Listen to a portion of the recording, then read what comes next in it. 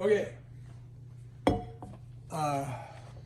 Notice that we've got the laser in the back of the room.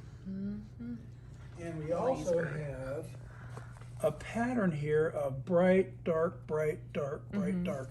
And it's the kind of thing where if you move back and forth looking at the laser back there, you can see as you go back and forth, it gets brighter and darker and brighter and darker. Let's go look at what's making this pattern.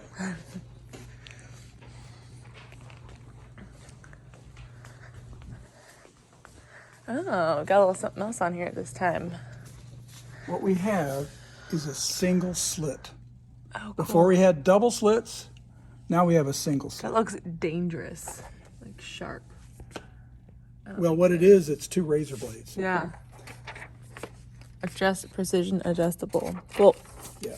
Okay, so what the deuce is going So before on? we had one slit and it made a similar two pattern. slits. Now, two slits. Now we have one slit and we've got the same pattern. What the deuce?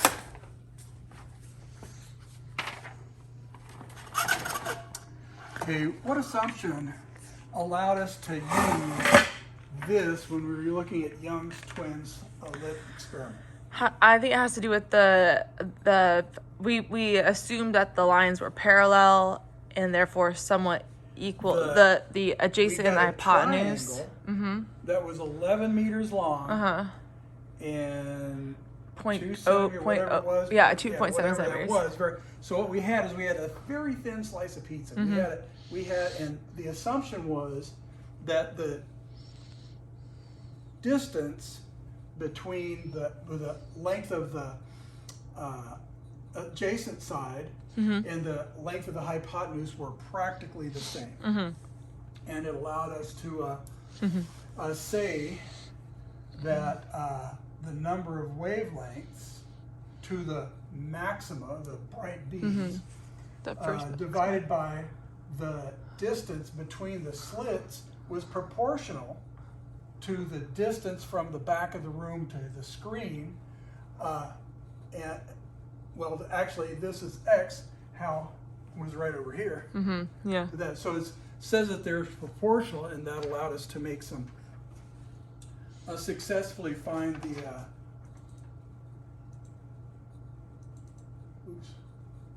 this was it, that because the distance from the back of the room was so much greater than this, it allowed us to make those assumptions.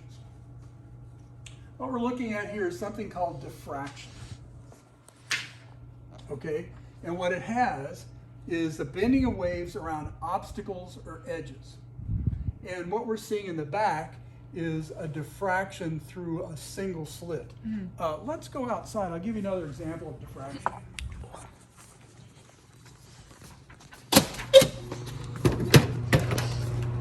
Okay. Right out here. Take a look at the shadow and keep the picture on the shadow. What happens to the sharpness of the shadow as I get farther? Less sharp. Yeah, and what you see, instead of a sharp delineation between black and white, there's a gray area. And now there's no gray area. Yeah. So that is diffraction. What happens as light goes around this edge, it bends. Now, Christian Huygens used a water wave explanation, and ignore this explanation. Ignore it, because it's not the way nature works. It's a way that it works as an explanation that's empirical, but it's not the right one. It said, every point in a wavefront acts as a source of wavelets. The later wavefront is the surface tangent to the wavelets. The hell with it. Okay, diffraction through an opening, that is the bending around the corner, depends on the ratio of the wavelength to the width. And so back there I've got these two razor blade, razor blades. When I had them wide, I just had a smudge. There was a smudge that looked like this. There were no beads. Okay, and so as I made it narrower and narrower, the wavelength wasn't changing, but the width, the wavelength. But as this got smaller and smaller, the amount of bending increased.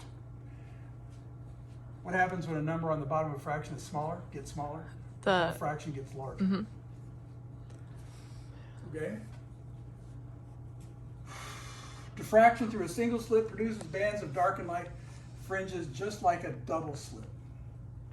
Fringes, now it looked different because our equipment's not very good, but it makes those bands of bright and dark light. And the central bright fringe has dark fringes on either side of it. It was more of a spread out thing like this. And you had a maximum and a minimum and a maximum and a minimum, and just like with the others. Okay. The dark fringes, if the screen is far from the slit, this looks like what we did before. But instead of the W, it's a D instead of the W. Yeah, this was the D, which was the distance between the slits. And how can no, we it's the find width. this? By making a triangle.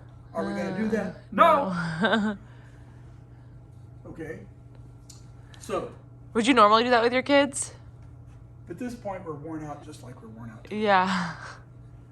So, so the thing is, we could do the same thing. We could find the wavelength. We could do all that other kind of stuff. But the point here is just to say it. This is how it works. You know what page is that? I might as well look on the book's explanation. 844. Here's that pencil. I was looking for that. Oh, here's the explanation. You've got a slit, and each point along the slit acts like a wavefront. Acts like, so this is an explanation that allows them to do it. And then look, you've got another triangle down here. The hell with that. That's not how it works. But this is what you get. You get a much larger maximum in the middle. And so what they're looking at is the distance to that first dark fringe from the middle. And so that's the only Whether difference. W is that thing. One of the first or second slides, can you go back to it? I didn't fully take it in there. It was, keep going. Oh wait, maybe. This is the start. Yeah, okay, keep going. Not this one. Right here. Diffraction through an opening. The bending around the corner depends upon the ratio of the wavelength to the width. What is that bending going to do? Here's our single slit. If light were going to travel, it would strike right here. But some of it bends. Oh, okay. Like this. And so what you get is you get a bright thing in the middle and another bright thing right here. And this right here, the minima, how much it bends depends on the ratio. So this theta depends, and I shouldn't use proportional, depends on the. So in other words, if I got a bright big thing, then this is small. Okay. As this gets closer together, this becomes farther apart. I gotcha. Okay, that makes a little more sense. We're actually doing pretty well here. Yeah, no, I would say. We've been 4 hours doing this. Okay, and that's all we're going to say about that. Okay. Diffraction gratings are used in spectroscopes. I have a diffraction grating set up over here on our thing. And what it is a bunch of lines. And if you notice the reflection, you get like a rainbow thing right there. All right. So let's turn the lights on. You want to be on this side. Oh yeah, it's freaking. Okay, and what happens is you're bending light on both sides. Now these white things this is just because light leaking through, but you get a rainbow because different frequencies of light bend different amounts. And that ratio of wavelength over width, for the same width, a bigger wavelength will be more bending. So the one here's the normal in the middle. So the red is bending more than the blue. Okay. The red has a longer wavelength than the blue. Oh, okay. Okay, so now that's that. Now let's take a look at something else.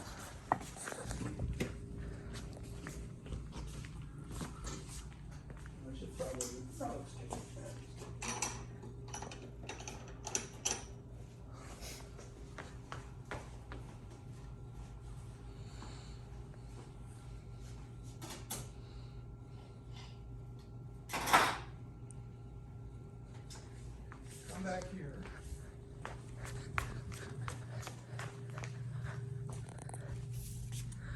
You need to be on. On this side? Okay, so here we have one frequency. And can you see what's happening behind Yeah, there's here? multiple dots.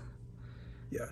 And so what happens is there's that central minima, central maximum, and then it's bending to all those different things. So you've got the ones in the middle. Can you actually see that from there? Yeah. Yeah, you've got one right there, and you've got two. Okay, the more two, on that's side. the first maximum. And then there's you can another see one the there. others. And there will be more as we go along. Yeah. So diffraction grading, that's the same thing. Wait, say it again?